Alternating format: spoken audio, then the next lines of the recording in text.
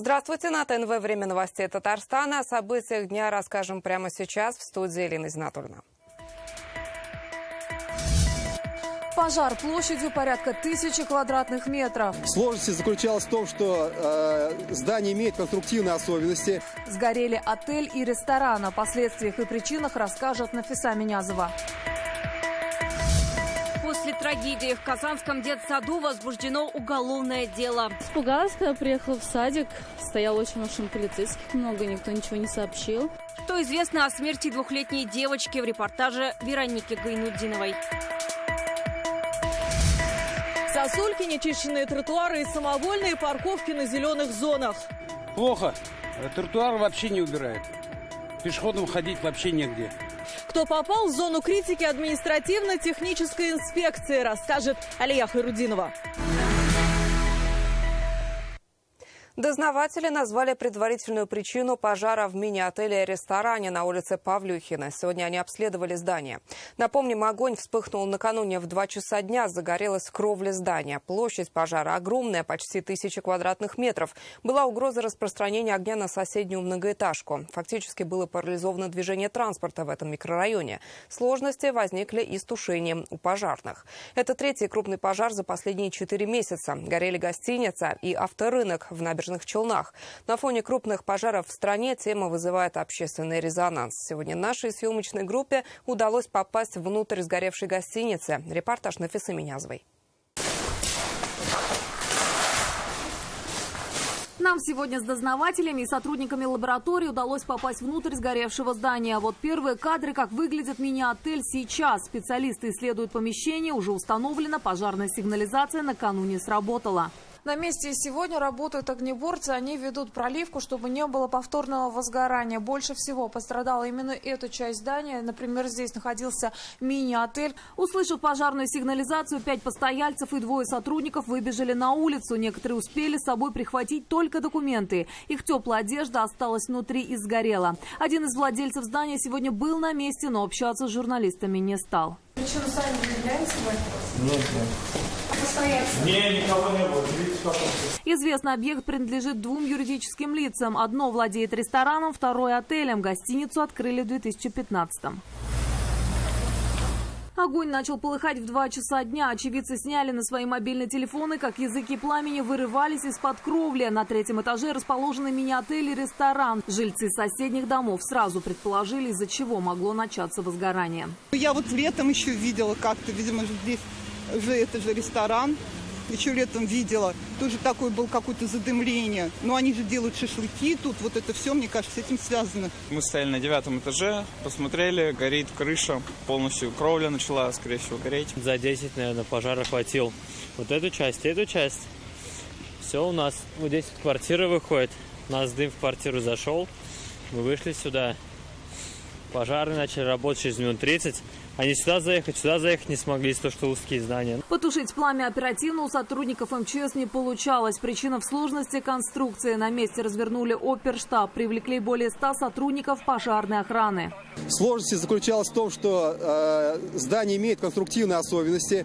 По периметру здания имеются пустотные карманы с ограниченным доступом, а также был ограничен доступ непосредственно на кровлю. Поэтому тушение производилось по высотной технике, установленной по периметру. Через 1,5 часа пожар на площади 936 квадратных метров локализовали. Не дали ему распространиться и на соседнюю многоэтажку. Такая угроза существовала, а дым поднялся высоко и был направлен в сторону домов. Пожарные сделали обход подъездов, помощь никому не потребовалась. Еще через полчаса пожар потушили. Но из-за сильного ветра через несколько часов загорелись деревянные балки. Для бесперебойной работы пожарных расчетов сотрудники ГИБДД ограничили движение по улицам Павлюхина и Спартаковская. На место выезжал и прокурор Приволжского района Казани. Представитель ведомства проследит за организацией временного размещения персонала и постояльцев гостиницы. Кроме того, прокуратура совместно с профильными специалистами выяснит причины и обстоятельства случившегося, а также даст правовую оценку соблюдению требований пожарной безопасности. Пожарные дознаватели выявили предварительную причину – короткое замыкание электрической вытяжки мангала. Оно привело к возгоранию внутри вытяжной трубы, после чего загорелась кровля. Нафиса Минязова, Вензеля Хусаинов, Рамзиль Гарипов и Дарья Кореева, ТНВ, Казань. Следком Татарстана возбудил уголовное дело после смерти двухлетней девочки в Казанском детсаду. Глава Следственного комитета России Александр Бастрыкин поручил доложить о расследовании лично ему.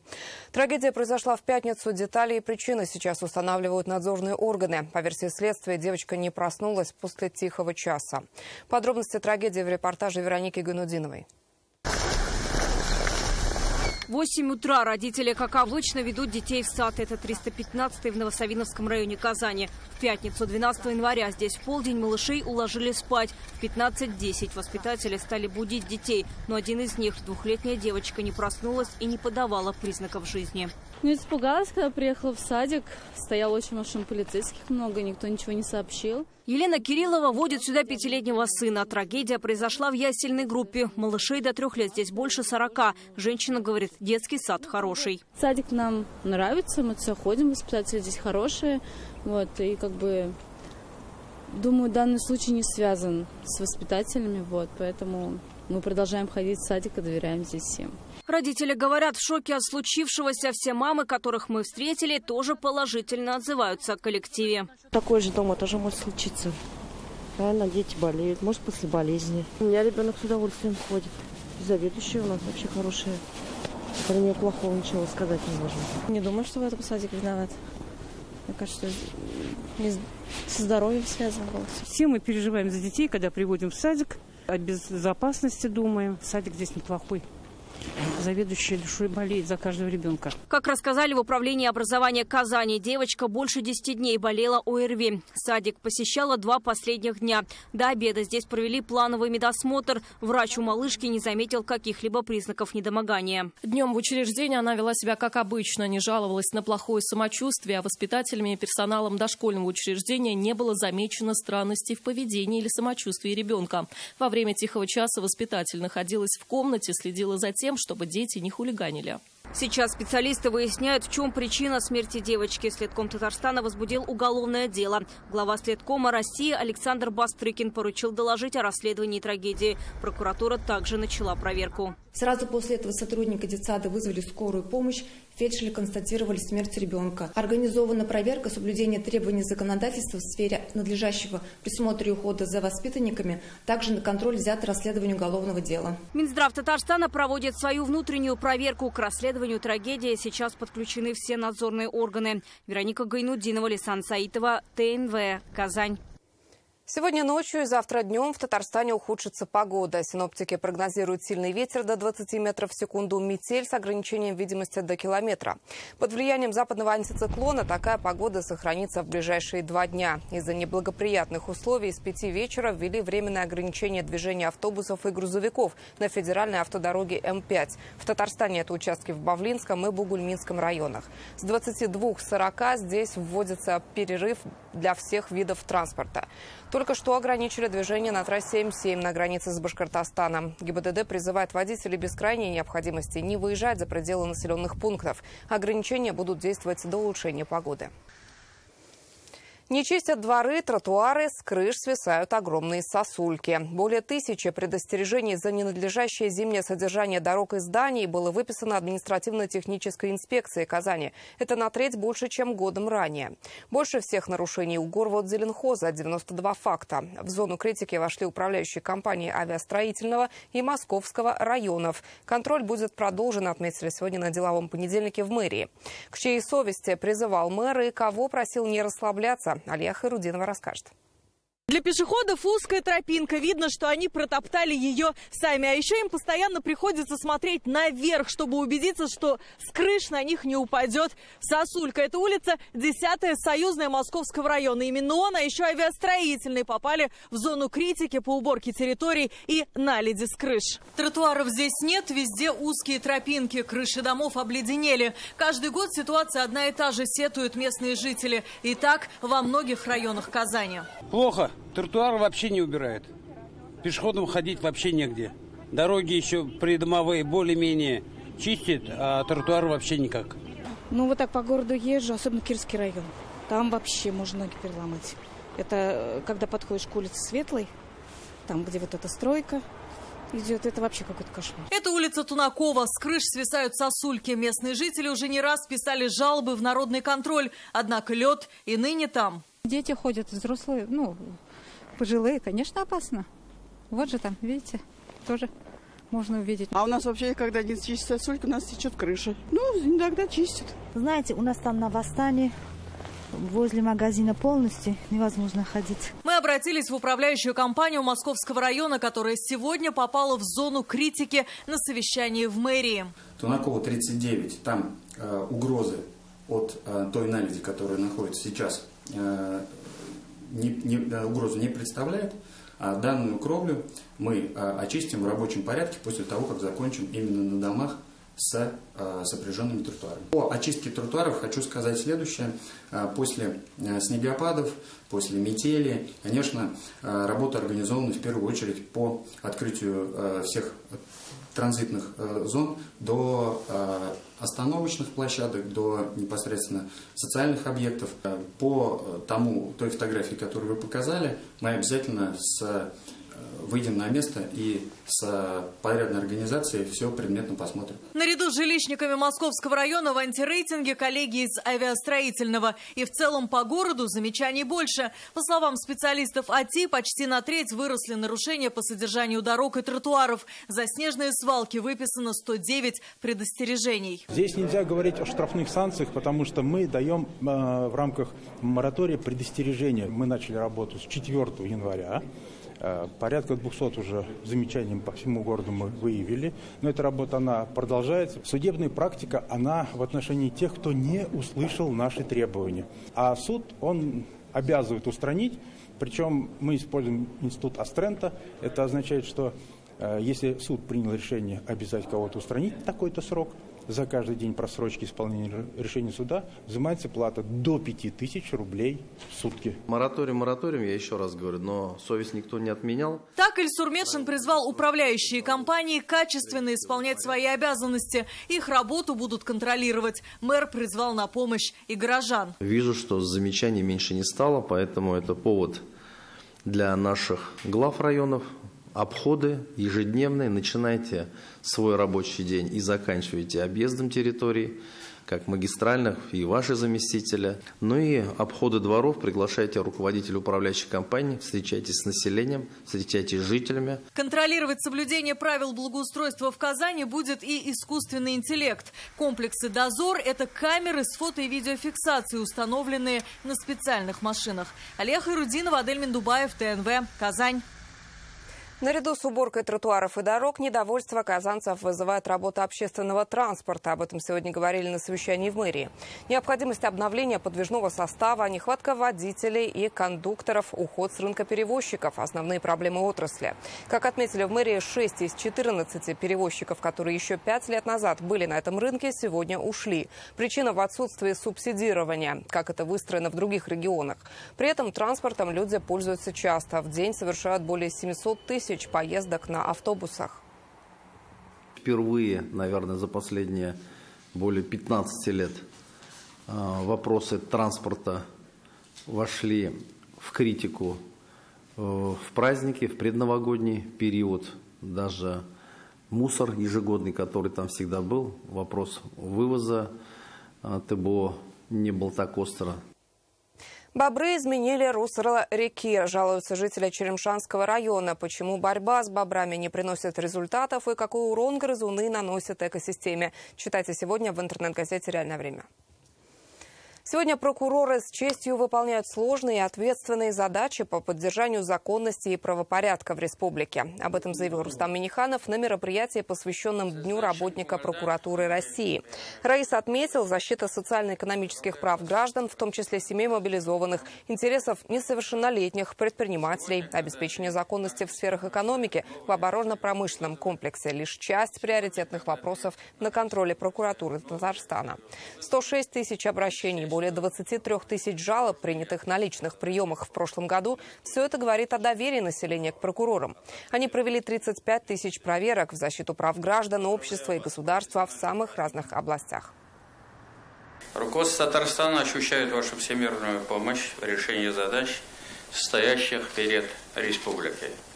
Уверен, каждый из вас в полной мере осознает свою ответственность, и в наступившем году вы продолжите работу на привычно высоком уровне. Высочайший уровень взаимодействия между прокуратурой, государственными, судебными и правоохранительными органами Республики Татарстан. Конструктивная, профессиональная совместная работа дает свои плоды и позволяет обеспечить высокий уровень законности и правопорядка в республике. Без преувеличения отмечаю огромный личный вклад в сохранение стабильности в регионе Раиса Республики Татарстан Рустама Нургалиевича Минниханова. Сегодня в Москве на ВДНХ открылся первый всероссийский муниципальный форум «Малая Родина. Сила России». Он собрал на одной площадке более 7,5 тысяч представителей муниципалитетов страны. ВДНХ выбрано не случайно. Именно здесь с ноября представлены все регионы России. Делегация Татарстана солидная, в ее составе 95 человек. Это главы городов и районов, руководители поселений.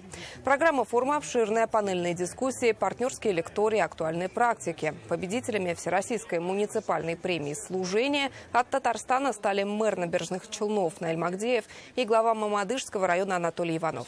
Форум продолжит свою работу и завтра. Основные задачи – поддержка проектов и инициатив с места и укрепление престижа муниципальной службы. Это, я бы сказал, уникальная площадка для общения с коллегами, для обсуждения проблем, которые сегодня волнуют нас, которые требуют решения, и решение которых будет зависеть именно от нашей совместной работы. Вклад Татарстана в развитие Российской Федерации – это огромный.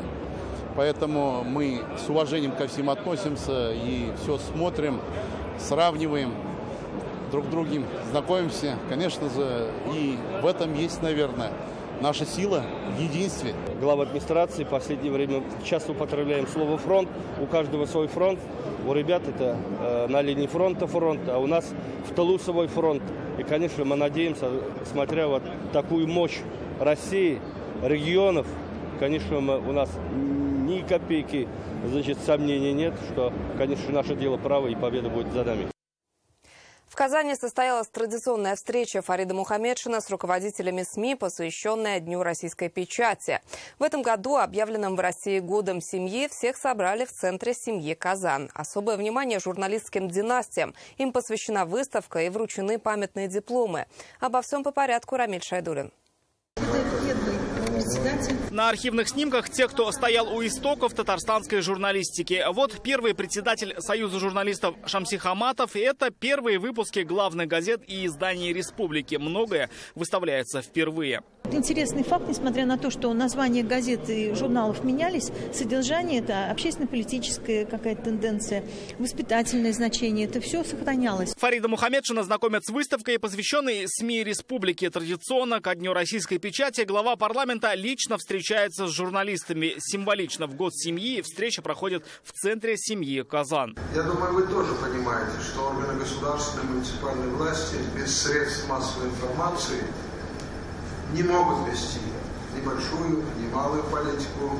Без вас никто не услышит ни депутатского голоса, ни правительственного решения, потом не обсудит это со своими читателями, слушателями и доведет до тех, кто разработал эти документы, если потребуется вносить какие-то дополнения, изменения. В зале журналисты и руководители татарстанских средств массовой информации. Многие в профессии всю жизнь. Есть и представители журналистских династий. Среди них наш коллега, ведущий Татарстан Хабарлары Фанис Камал. За многолетний и плодотворный труд он получил благодарственное письмо главы татарстанского парламента.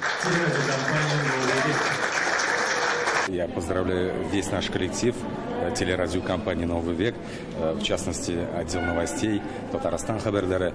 Благодарю своих коллег, потому что мои заслуги – это заслуга в первую очередь нашей команды. И вот эта хорошо сплоченная команда, она двигает тот локомотив, который каждый день дает правильную, честную, грамотную информацию в народ. Еще одна династия нашего телеканала – семья Киямовых. Общий стаж в журналистике – 60 лет. Для меня, конечно, в первую очередь журналистика – это возможность изучения чего-то нового и донесения своих мыслей до читателей, до зрителей. Тут огромное поле деятельности, журналистика – это целый мир. Я всем вам желаю, чтобы не только в работе был интерес, но и в личной жизни, чтобы у каждого состоялось большое, значимое, красивое, важное в жизни событие. О том, что журналистика – это не просто профессия, а почти всегда призвание, говорят и вот эти фотографии. На них семьи, а впоследствии династии, которые родились на почве любви, как друг к другу, так и к слову. Так считают все те, кто выбрал журналистику. Их объединяет преданность своему зрителю и читателю. У нас был декан факультета Фларит Ахмедович Акзамов.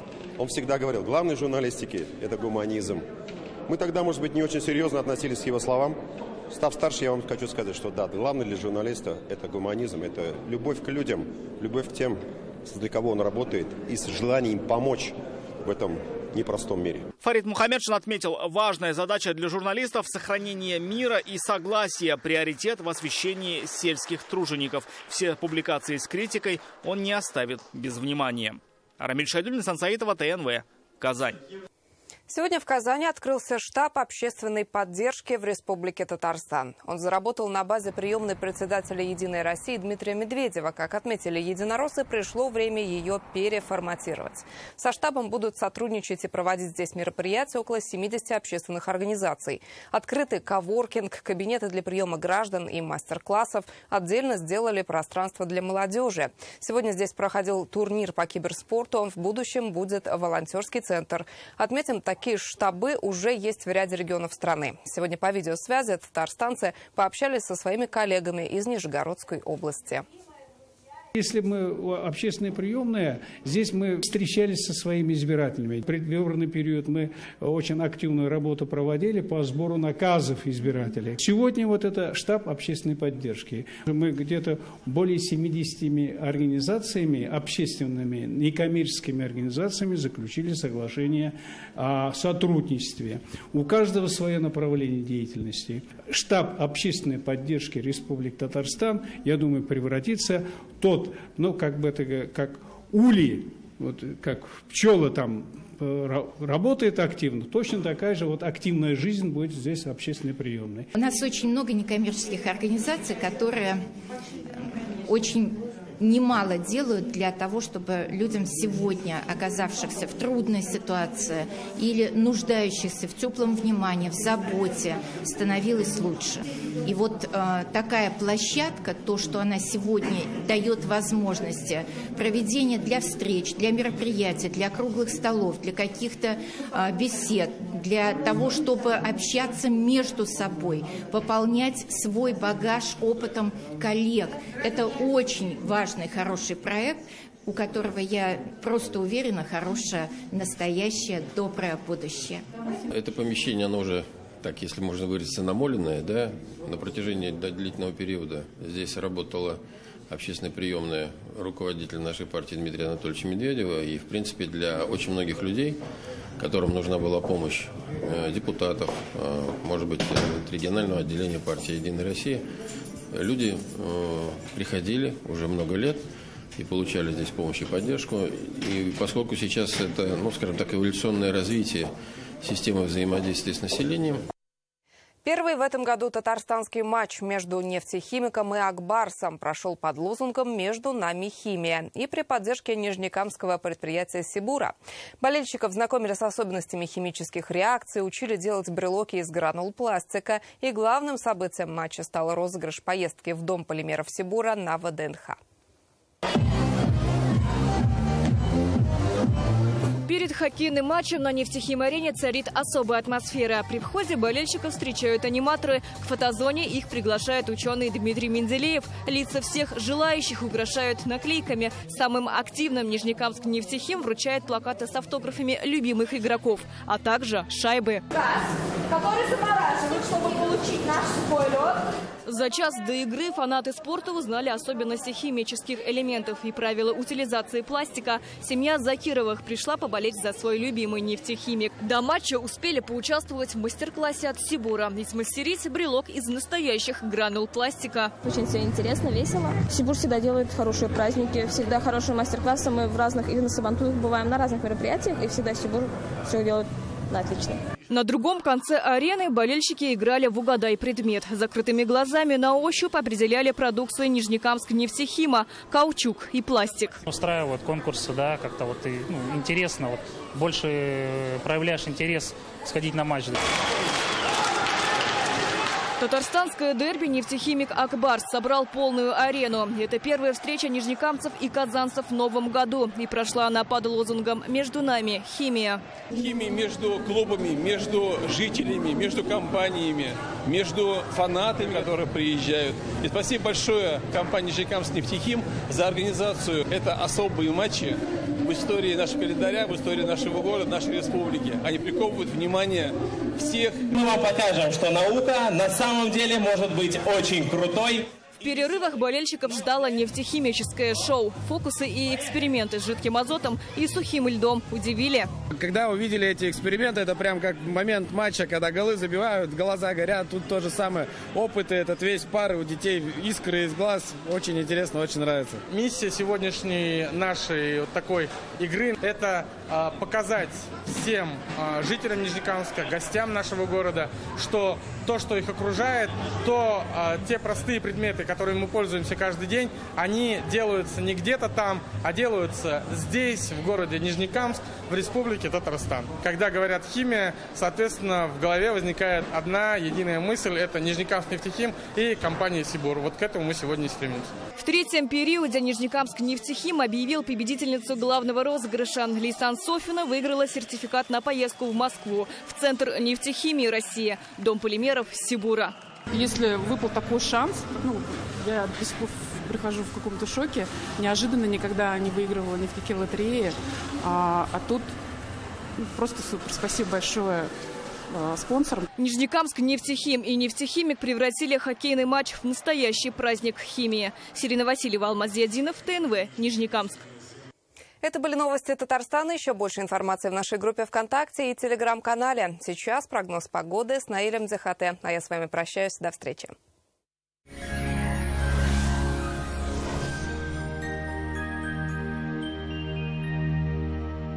Здравствуйте. Исянмисыз. В Татарстане в предстоящие сутки характер погоды продолжит меняться. Температура повышается. Республика окажется в зоне влияния атмосферного фронта северо-западного циклона со снегом, метелями и порывистым ветром. Подробнее через пару секунд. Только до конца января скидка 20% на изготовление любой корпусной мебели от Данил Мастер. Не откладывайте на завтра свою мечту о новой кухне или шкаф-купе по вашим размерам. Узнайте подробности по телефону в Казани 2 167 166. По данным сервиса Яндекс.Погода, в Арске, Кукмаре и Балтасях облачно, пройдет снег. Температура днем около 4, ночью от 4 до 5 градусов мороза. В Буинске, Апастово и Тетюшах температура еще выше, от 1 до 3 днем и около 5 градусов мороза ночью. Здесь тоже снег. В Чистополе, Нурлатах, Новошишминске такая же неустойчивая погода. Здесь также прогнозируют осадки. Температура в течение всех суток минус 4-5 градусов. В Набережных Челнах, Менделеевске и Агрызе облачно. Осадки в виде снега. Здесь чуть холоднее. Днем 5-7 градусов мороза. Ночью такая же температура. В Альметьевске, Азнакаево и Урусу такая же картина. Облачно, снег. И днем и ночью 6-7 градусов мороза. В туристических городах республики тоже будет пасмурно. Снежно и будет дуть сильный порывистый ветер. В Свияжске облачно. Снег. Температура днем минус 2. Ночью минус 3 градуса. В Болгарах днем 2 градуса мороза, ночью 4. В Елабуге тоже снег, температура чуть ниже, и днем и ночью 5 градусов ниже 0.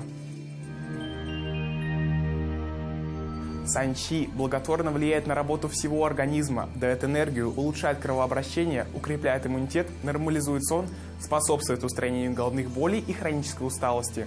Свойства санчи проверены веками, недаром его называют сокровищем китайской медицины.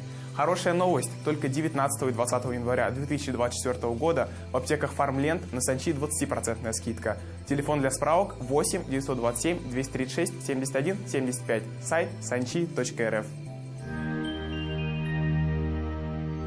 В Казани также прогнозируют неустойчивую погоду. Температура днем минус 3, ночью минус 4 градуса. Атмосферное давление 748 мм ртутного столба. Ветер юго-восточный сильный, его порывы будут превышать 8 метров в секунду.